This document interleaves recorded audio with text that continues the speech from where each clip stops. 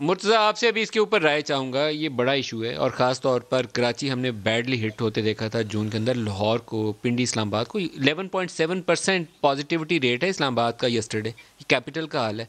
और number of test बढ़ाएं तो बहुत सारे बड़े शहरों की परसेंटेज को है 15, 16, 20% जा रही है आजकल।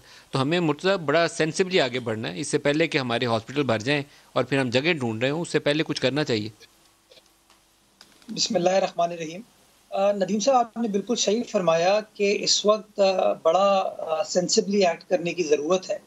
और अगर कोई प्रिंसिपल बनाया जाता है तो उस प्रिंसिपल को फिर अक्रॉस द बोर्ड इम्प्लीमेंट होने की ज़रूरत है।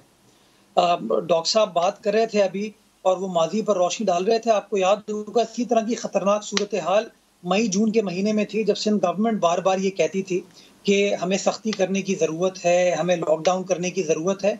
और उस ज़माने में ना खान साहब मानते थे, ना उनकी काबीना मानती थी और ना शहबाज यस। गिल साहब मानते थे। उस ज़माने में जब हम कहते थे कि चीज़ों को बंद करो, तो ये मुर्तज़ा कहते थे लेकिन कि अब नई हमने चीज़ों को उस आप मई बंद। जून से कोई सबक सीखा है। सिंध हुकूमत ने भी लर्न किया है, आप हम सब ने भी मैं सीखा है।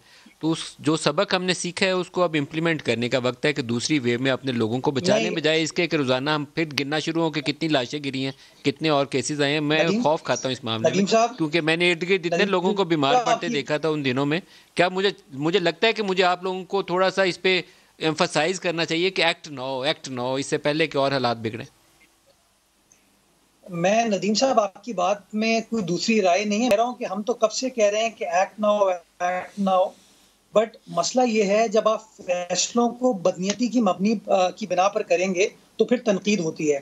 देखें, आप कहते हैं कि कोरोना वायरस फैल रहा है, एसओपीज को इम्प्लीमेंट होने की ज़रूरत है। आप खुद उन एसओपीज को फॉलो नहीं करते हैं। आप खुद अपने इस्तेमाल कर रहे हैं।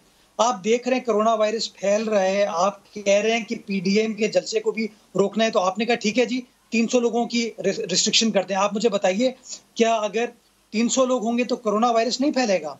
हम कहते थे तालीमी इदारों के हवाले से, मैंने खुद ऑन रिकॉर्ड नदीम साहब 1.5-2 महीने पहले पर्सनली रिक्वेस्ट की अपनी हुकूमत को भी और वफाकी हुकूमत को भी कि प्लीज इन हालात में स्कूल कॉलेजेस को ना खोलें, अपने बच्चों को एक्सपोज ना करें। उस जमाने में शहबाज गिल साहब हों, वफाकी वज़रा हों, शफकत महमूद साहब हों, उन्होंने हमारी बात नहीं सुनी।